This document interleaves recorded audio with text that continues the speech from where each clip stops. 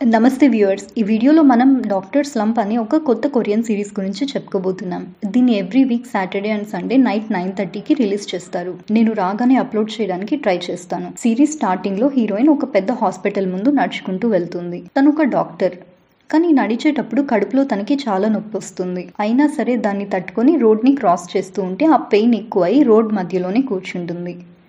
కానీ ఎవరూ కూడా తనని పట్టించుకోరు. అంతలోనే ఒక పెద్ద ట్రక్ తనపైకి వస్తూ ఉంటుంది. సీన్ కట్ చేస్తే 2009 బుసాన్ లో చూపిస్తారు. అక్కడ ఒక రెస్టారెంట్ లో ఫ్రీ ఫుడ్ ని సర్వ్ చేస్తూ ఉంటారు. అలాగే హీరోయిన్ వాళ్ళ అమ్మకి అందరూ కంగ్రాచులేషన్స్ చెప్తూ ఉంటారు.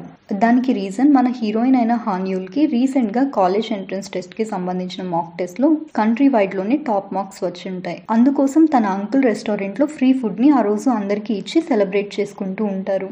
వాళ్ళు అక్కడ మాట్లాడుకుంటూ ఉండగానే హాన్యూల్ అక్కడి నుంచి పరిగెడుతూనే బుక్ చదువుతూ స్కూల్ యూనిఫామ్ లో వెళ్తూ ఉంటుంది. తనెప్పుడు స్కూల్ కి అలానే పరిగెడుతూ వెళ్తుంది. అలా అయినా కొంచెం టైం సేవ్ చేసి చదువుకుందామని. హాన్యూల్ ఒక పుస్తకాల పురుగు. తనకి చదువు తప్ప వేరే ధ్యాసే ఉండదు. పక్కన భూకంపం వచ్చినా తను పట్టించుకోకుండా బుక్స్ లోని ప్రాబ్లమ్స్ ని సాల్వ్ చేసే టైప్. కంట్రీలోని టాప్ మెడికల్ కాలేజ్ లో సీట్ కోసం తను కష్టపడుతూ ఉంటుంది. అంతేకాదు, ఎక్కువసేపు చదువుతూ చైర్ లోనే కూర్చోవాల్సి వస్తుందని టేస్ట్ గురించి పట్టించుకోకుండా ఈజీగా డైజెస్ట్ అయ్యే ఫుడ్ ని తీసుకుంటూ ఉండేది. అది కూడా ఎగ్జాక్ట్ గా 7 minutes. రోజంతా తను 17 hours చదువుతూనే ఉంటుంది. ఆ రోజు వాళ్ళ నాన్న ఫస్ట్ డెత్ యానివర్సరీ. ఆయన ఒక ఫ్యాక్టరీని రన్ చేసేవారు. ఇప్పుడు దాన్ని వాళ్ళమ్మ చూసుకుంటూ ఉంటుంది. ఆ నైట్ హీరోయిన్ వాళ్ళ ఇద్దరు అత్తయ్యలు వచ్చి ఫ్యాక్టరీ నష్టాల్లో నడుస్తుంది కదా, దాన్ని అమ్మేసి మనీని పంచుకుందాం, మీరు 50% తీసుకోండి, నాకు 30%, మా చెల్లికి 20% ఇవ్వండి అంటే తన ఇంకొక అత్తయ్య వచ్చి నీకు 30% నాకు 20% ఏంటి అని గొడవ పడుతుంది. పక్కనే హాన్యూల్ తన తమ్ముడు కూడా ఉంటారు. వీరిద్దరి గొడవ ఎక్కువై ఒకరి చుట్టూ ఒకరు పట్టుకునేంత వరకు వస్తుంది. పక్కనే ఉన్న ఫుడ్ ప్యాకెట్స్ తో కూడా కొట్టుకుంటూ ఉంటారు. కానీ హాన్యోల్ ఏం పట్టనట్టుగా అటు సైడ్ తిరిగి చదువుకుంటూ ఉంటుంది. చివరికి దాన్ని స్టాప్ చేయడానికి మనం ఫ్యాక్టరీని అమ్మేసి ఆ మనీ మొత్తం తీసుకుని సియోల్ కి వెళ్ళిపోదాం, ఎలాగో నువ్వు బెస్ట్ మెడికల్ కాలేజ్ లో నాకు సీట్ రావాలనుకుంటున్నావు కదా, మనం సియోల్ కి వెళ్ళిపోదాం, ఇక వీళ్ళతో కలిసి ఉండాల్సిన అవసరం కూడా ఉండదు అని చెప్తుంది. సియోల్ లో తను ఒక హై స్కూల్లో ట్రాన్స్ఫర్ స్టూడెంట్ గా జాయిన్ అవుతుంది. అందులోనే మన హీరో కూడా చదువుతూ ఉంటాడు. అతని పేరు యూ జియాంగ్. సేమ్ హాన్యోల్ లాగా అతను కూడా మాక్ టెస్ట్ లో టాప్ వచ్చి ఉంటాడు. అలాగే తన స్టూడెంట్ లైఫ్ ని మేనేజ్ చేస్తూ అందరితో ఫ్రెండ్లీగా యాక్టివ్ గా ఉంటాడు. క్లాస్ రూమ్ లో టీచర్ ఇంట్రడ్యూస్ చేసేటప్పుడు ఒకరినొకరు ఫస్ట్ టైం మీట్ అవుతారు. తన గురించి తెలుసుకోగానే జియాంగ్ తన ఫస్ట్ ప్లేస్ ని ఎక్కడ తీసేసుకుంటుందో అని అప్పుడే అతని మనసులో డౌట్ రావడం స్టార్ట్ అయి ఉంటుంది. బ్రేక్ టైంలో కొత్తగా వచ్చింది కాబట్టి క్లాస్ లో ఉన్న వాళ్ళంతా తన చుట్టూ చేరి పరిచయం చేసుకోవడానికి తనతో మాట్లాడడానికి ట్రై చేస్తారు. నువ్వు బుసాన్ నుంచి వచ్చావు కదా, అక్కడ లంచ్ లో ఏం పెడతారు, సీలో మీ ఫ్యామిలీ ఎప్పుడైనా బోట్ వేసుకొని వెళ్లారా అని నాన్ స్టాప్ గా అడుగుతూ ఉంటారు. పక్క సీట్లో అదంతా వింటున్న జాంగు కూడా లేచి నిజంగానే నువ్వు ఎగ్జామ్ లో టాప్ వచ్చావా అని అడగబోతూ ఉంటే మీరందరూ ఇక్కడ నుంచి లేచి వెళ్ళిపోండి, నేను చదువుకుంటున్నాను కదా మీకు కనిపించట్లేదా అని విసుగ్గా చెప్తుంది. అంత హార్ష్ గా ఎలా చెప్తుంది అని హీరో అనుకుంటాడు.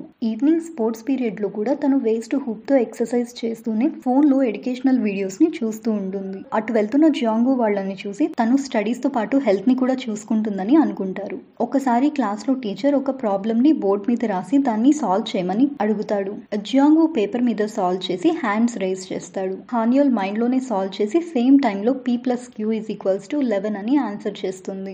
టీచర్ తనని మెచ్చుకోవడంతో జియాంగు కొంచెం డిసప్పాయింట్ అవుతాడు. క్లాస్ అయిపోయిన తర్వాత వాళ్ళు వెళ్తూ ఉంటే హాన్యోల్ ఏదో ప్యాకెట్ ఓపెన్ చేసి దాన్ని నోట్లో వేసుకుంటుంది. అది instant coffee make. Hot water లో వేసుకొని తాగితే మళ్ళీ తిరిగి టాయిలెట్ కి వెళ్లాల్సి వస్తుందని డైరెక్ట్ గానే నోట్లో వేసుకొని తినేస్తూ ఉంటుంది. అది వీళ్ళు చూసి తన డెడికేషన్ కి షాక్ అవుతారు. రోజు స్కూల్ కి హీరో ఫస్ట్ వచ్చి అక్కడ క్లీన్ చేసే వాళ్ళని పలకరిస్తూ ఉంటాడు. కానీ ఆ రోజు ఫస్ట్ అక్కడికి హాన్యోల్ రావడంతో తనకంటే ముందు వెళ్లాలని పరిగెడుతూ ఉంటాడు. అతన్ని చూసి హాన్యోల్ ఇంకొంచెం ఫాస్ట్ గా పరిగెడుతుంది.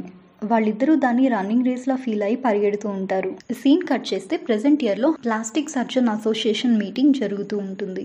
అక్కడికి దేక్యోంగ్ అనే ఒక పర్సన్ వస్తే అందరూ అతన్ని విష్ చేస్తూ ఉంటారు. అతను తన సొంత హాస్పిటల్ ని రన్ చేస్తూ ప్రాక్టీస్ చేస్తూ ఉంటాడు. కానీ వీక్లీ ఒక్క పేషెంట్ రావడం కూడా డౌటే. దాని గురించి వాళ్ళ ఫ్రెండ్స్ అడిగితే నవ్వేసి నేను రీసెంట్ గా నా థీసిస్ మీద వర్క్ చేస్తున్నాను, కావాలనే నేను పేషెంట్స్ ని మీట్ అవ్వట్లేదు అని కవర్ చేస్తాడు. అంతలోనే అక్కడికి జియాంగ్ వస్తాడు. అతను ఇప్పుడు ఒక ఫేమస్ ప్లాస్టిక్ సర్జన్. రెగ్యులర్ ట్రెండ్స్ని ఫాలో అవుతూ యూట్యూబ్లో అతని హాస్పిటల్ని ప్రమోట్ చేస్తూ ఉంటాడు. అలా చేసిన ఫస్ట్ ప్లాస్టిక్ సర్జన్ అవ్వడంతో అతనికి కొన్ని రోజుల్లోనే 1 మిలియన్ ఫాలోవర్స్ వచ్చి కంట్రీలోనే చాలా ఫేమస్ అయి ఉంటాడు. దేగ్యోంగ్ జియాన్వు ఇద్దరు సేమ్ మెడికల్ కాలేజ్లో చదువుకుని ఉంటారు. అతను ఫేమస్ అవడంతో దేగ్యోంగ్ కొంచెం జెలస్గా ఉంటుంది. కేవలం జెలస్ మాత్రమే ఉంటుంది. కానీ ఎప్పుడు కూడా జియాన్వుని అతను హేట్ చేయలేదు. అక్కడే అతను చేసే సర్వీస్కి, ప్రొఫెషనల్ కాంట్రిబ్యూషన్కి నేషనల్ హెల్త్ మినిస్టర్ అవార్డు ఇస్తాడు. పైగా అతనికి సోషల్ మీడియా నుంచి వచ్చే మనీని మొత్తం డొనేట్ చేస్తూ ఉంటాడు. ఆ అసోసియేషన్ నుంచి డైరెక్ట్ గా వాళ్ళ హై స్కూల్ ఫ్రెండ్స్ ని మీట్ అవ్వడానికి వెళ్తే వాళ్ళు ఇంకొక కామన్ ఫ్రెండ్ బార్బిక్యూ హోటల్ ని స్టార్ట్ చేశాడు అని, ఫ్రీగా ఉన్నప్పుడు వెళ్దామంటే ఒకవేళ నాకు సర్జరీ ఉంటే నేను రాలేను అని జియాంగు చెప్తాడు. అక్కడికి హాన్యూల్ వస్తుందని భయపడుతున్నావు కదా, ఇంతకీ తను ఇప్పుడు ఏం చేస్తుంది అని అతని ఫ్రెండ్స్ అడుగుతారు. నేనెందుకు తన గురించి భయపడతాను, తన ఎగ్జామ్ లో చిన్న తప్పు జరిగి వేరే మెడికల్ కాలేజ్ లో జాయిన్ అయింది అని మాత్రమే నాకు తెలుసు. అయినా తనకున్న డెడికేషన్ తో తను ఎక్కడున్నా బానే ఉంటుందిలే అని చెప్తాడు.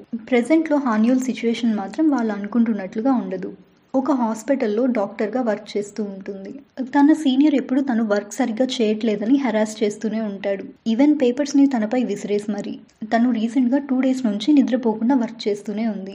అయినా సరే ఆ రోజు వేరే డాక్టర్ అటెండ్ అవ్వాలనుకున్న ఆపరేషన్ కూడా తనని వెళ్ళమని చెప్తారు. తను టైట్గా ఉన్నా సరే వెళ్ళి మానిటర్ చేస్తుంది. జియాంగు ఏమో తన క్లినిక్ ఫేమస్ అవ్వడంతో అతనికి చాలా కాస్మెటిక్ బ్రాండ్స్ ఎండార్స్మెంట్స్ ఇచ్చి ఉంటాయి. దాంతో అతను ఫేమస్ అయ్యి ఇలాంటి హాస్పిటల్స్ కంట్రీలో 12కి పైగా ఓపెన్ చేసి ఉంటాడు. అలాగే తన స్టాఫ్ తో కూడా చాలా ఫ్రెండ్లీగా ఉంటాడు. హాన్యూల్ వాళ్ళ అమ్మ తమ్ముడితో కలిసి ఉంటుంది. ఇంటికి టైడ్ అయి వస్తే తనకి కడుపులో నొప్పి వస్తుంది. అంతలోనే వాళ్ళ ప్రొఫెసర్ కాల్ చేస్తే పట్టించుకోకుండా బయటికి వెళ్తుంది. పరిగెట్టేటప్పుడు తన స్లిప్పర్ పడిపోయినా చూసుకోకుండా వెళ్తూ ఉంటే తన అంకుల్ వచ్చి దాన్ని ఇస్తాడు. వాళ్ళ అంకుల్ కూడా వీళ్ళతో పాటే బుసాన్ నుంచి వచ్చేసి ఇక్కడే ఒక డంప్లింగ్ షాప్ ని పెట్టుకుని ఉంటాడు. జియాంగుకి ఒక రోజు చైనీస్ టెరిటరీ అయిన మకావు నుంచి ఒక క్లయింట్ వస్తుంది తన ఫేస్ కి సర్జరీ కోసం. తనని పిక్ చేసుకోవడానికి 4 కార్లలో 10 మంది అసిస్టెంట్స్ వస్తారు. 1 week తర్వాత సర్జరీ చేసే రోజు అంతా రెడీ చేసుకుంటూ ఉంటారు. ఆ టైంలోనే హాన్యూల్ కడుపు నొప్పితో ట్రక్ కింద పడిపోతూ ఉంటుంది. ఇదే సీన్ మనకి సిరీస్ స్టార్టింగ్ లో చూపించుంటారు. ట్రక్ పక్కకి తిప్పి బ్రేక్ వేయడంతో యాక్సిడెంట్ జరగదు. కానీ హాన్యూల్ కళ్ళు తిరిగి అక్కడే పడిపోయి ఉంటుంది. అక్కడే ఉన్న తన ఫ్రెండ్ వచ్చి చూసి హాస్పిటల్ కి తనని తీసుకెళ్తుంది. ఇక్కడ జియాంగు సర్జరీ చేసే టైంలో ఏదో చిన్న ఫాల్ట్ జరిగి బ్లడ్ ఎక్కువ బ్లీడ్ అవుతూ ఉంటుంది. ఎంత ట్రై చేసినా అది స్టాప్ అవ్వకపోవడంతో ఆమెకి కార్డియాక్ అరెస్ట్ జరుగుతుంది. వీళ్ళు కంగారు పడి సిపిఆర్ని ఇచ్చి ఎమర్జెన్సీ కోసం వేరే హాస్పిటల్కి కాల్ చేస్తూ ఉండగానే ఆమె చనిపోతుంది. ఇలా జరగడం అతని కెరీర్లోనే ఫస్ట్ టైం. దాంతో కంప్లీట్గా షేక్ అవుతాడు. పోలీస్ స్టేషన్లో కేసు ఫైల్ అవుతుంది. ఆపరేషన్ జరిగేటప్పుడు మేము అన్ని కరెక్ట్గానే మెజర్స్ తీసుకున్నామని జియాంగు చెప్తాడు. అంతలోపే దీని గురించి మీడియా వాళ్ళకి తెలిసిపోతుంది. తను పరిగెడుతూ వెళ్ళి ఆపరేషన్ థియేటర్లోని సీసీటీవీ ఫుటేజ్ని చూస్తాడు. అందులో ఎగ్జాక్ట్గా తను చనిపోయే ముందు క్లిప్ మాత్రమే టెక్నికల్ గ్లిచ్తో మిస్ అయి ఉంటుంది. ఆ చనిపోయింది కూడా నార్మల్ పర్సన్ కాదు, మకావులోని ఒక క్యాసినో ఓనర్కి సంబంధించిన వాళ్ళు. చూడ్డానికి వాళ్ళు మాఫియాలా కనిపిస్తూ ఉంటారు. వాళ్ళు కోర్ట్ దగ్గరికి 5 కార్స్లో వస్తారు. జియాంగు నడుచుకుంటూ వస్తే మీడియా అంతా అతన్ని చుట్టుముట్టి తనని క్వశ్చన్స్ చేస్తూ ఉంటారు. దేగ్యోంగ్ కూడా అతని క్లినిక్లో అదంతా చూసి అలా జరిగినందుకు ఫీల్ అవుతాడు. కోర్టులో ప్రాసిక్యూటర్ జియాంగు హాస్పిటల్లో బ్లడ్ క్లాట్ అవ్వకుండా యాంటీ కోయాగులెంట్ని అతని ఫింగర్ ప్రింట్స్తో సహా ఎవిడెన్స్గా కోర్టులో చూపిస్తాడు. కానీ అవి అక్కడికి ఎలా వచ్చాయో ఇతనికి తెలుసుండదు. దాని మీద అతని ఫింగర్ ప్రింట్స్ ఉండడంతో వాళ్ళ లాయర్ కూడా ఏం చేయలేకపోతుంది. మీడియాలో మొత్తం అతని గురించి బ్యాడ్ గా రాస్తూ ఉంటారు. అక్కడి నుంచి అది ఎలా జరిగిందో తెలియక దిగులుగా అతని హై స్కూల్ ఫ్రెండ్స్ ని కలవడానికి వెళ్తే అందులో ఒక అతను వీళ్ళ హాస్పిటల్లో ఇన్వెస్ట్ చేసి ఉంటాడు. ఇప్పుడు కాంపెన్సేషన్ గా 1 billion పే చేయాలని జియాంగుని కొడుతూ ఉంటాడు. అందులో అక్కడికి ఆపరేషన్ థియేటర్లో మానిటర్ చేసిన పర్సన్ వచ్చి నీకు ఎండార్స్మెంట్ ఇచ్చిన కంపెనీస్ అన్ని పెనాల్టీ అడుగుతున్నాయి. కాంపెన్సేషన్స్ అన్నింటినీ కలుపుకుంటే మనం 10 billion వాళ్ళకి పే చేయాలి. దానికోసం నీ హాస్పిటల్స్, హౌసెస్, స్టాక్స్ అన్నింటినీ అమ్మేయాల్సి వస్తుంది అని చెప్తాడు. అదంతా విన్న జియాంగు ఏడుపుస్తున్నా కంట్రోల్ చేసుకుని సరే అంటాడు. హాన్యూల్ డిశ్చార్జ్ అయ్యి వాళ్ళ అంకుల్ డంప్లింగ్ షాప్ లోకి వెళ్తే తనకి ఏం జరిగింది అని అడుగుతాడు. ఏం జరగలేదు, నా గ్యాల్ బ్లాడర్ లో కొంచెం ప్రాబ్లం వచ్చింది అని చెప్తుంది. ఆ నెక్స్ట్ డే కూడా మళ్ళీ తన సీనియర్ తను రోజుకి హాస్పిటల్లో 17 గంటలు వర్క్ చేస్తున్నా ఏదో ఒక కారణం చెప్పి అరుస్తూ ఉంటాడు. ఇలా రోజు తిట్టించుకోవడం, సారీ చెప్పడం, ఇదే తన లైఫ్ అయిపోయి ఉంటుంది. నైట్ ఇంటికి వెళ్తున్నప్పుడు ఒక ట్రక్ వచ్చి సేమ్ ఇంతకు ముందు జరిగిన లాగానే డాష్ ఇవ్వబోయి బ్రేక్ వేస్తుంది. ఆ మూమెంట్ లో తను ఇప్పటి వరకు తన పడిన కష్టాలన్నీ ఫ్లాష్ అవుతాయి. నెక్స్ట్ డే సైకియాట్రిస్ట్ దగ్గరికి వెళ్ళాలా వద్దా అని అనుకుంటూ వెళ్తుంది. నాకు రీసెంట్ గా గ్యాల్ బ్లాడర్ లో ఇన్ఫ్లమేషన్ వచ్చింది, ఆ పెయిన్ అండ్ హై ఫీవర్ వల్ల రోడ్ మీద అన్కాన్షియస్ అయ్యి పడిపోయాను. ఆల్మోస్ట్ ట్రక్ వచ్చి నాకు డాష్ ఇవ్వబోయింది. కానీ ఆ టైంలో నాకు వచ్చిన థాట్స్ ఎందుకు వచ్చాయో అర్థం కావట్లేదు అని సైకియాట్రిస్ట్ కి చెప్తుంది. అవేంటంటే ఎగ్జాక్ట్ గా ట్రక్ తన దగ్గరికి వచ్చినప్పుడు సరే ఇక చనిపోదాం, ఇదే నా బెటర్ ఆప్షన్ అవుతుంది అని తన మైండ్ లో ఒక వాయిస్ వచ్చి అన్కాన్షియస్ అయి ఉంటుంది. ఇదంతా నీ సబ్ కాన్షియస్ లోని నీ పాస్ట్ లో జరిగిన నీ సాడ్ మూమెంట్ సఫరింగ్స్ అన్ని సడన్ గా ఓపెన్ అయ్యి అలా జరుగుండొచ్చు. నీకు ఒక సైకలాజికల్ టెస్ట్ పెడతాను అని తనకు ఒక క్వశ్చనర్ ని ఇస్తాడు. దాన్ని తను మార్క్ చేసి ఇస్తుంది. ఆ పేపర్ ని స్టడీ చేసిన తర్వాత నీకు డిప్రెషన్ ఉంది, కానీ నువ్వు కంగారు పడాల్సిన అవసరం ఏం లేదు, నీ లైఫ్ లో ఎమోషనల్ స్ట్రెస్ లేకుండా చూసుకో అని చెప్తాడు. అదంతా హానియోల్ రియలైజ్ అయ్యి ఇక నుంచి నా లైఫ్ ని వేరే వాళ్ళు ఆడించినట్లుగా కాకుండా నాకు నచ్చింది చేస్తాను అనుకుంటూ ఇంటికెళ్తుంది. ఇంట్లో వాళ్ళ అమ్మ తమ్ముడు టీవీ గురించి ఆర్గ్యూ చేస్తూ ఉంటే టెర్రస్ పైకి వెళ్తుంది. అక్కడ ఎవరో నిలబడుకుని ఉంటారు. దగ్గరికి వెళ్ళి ఎవరు మీరు అని అడుగుతుంది. అతను జియాంగ్ వూ. ఎన్ని సంవత్సరాల తర్వాత మళ్ళీ వాళ్ళిద్దరూ కలుస్తారు.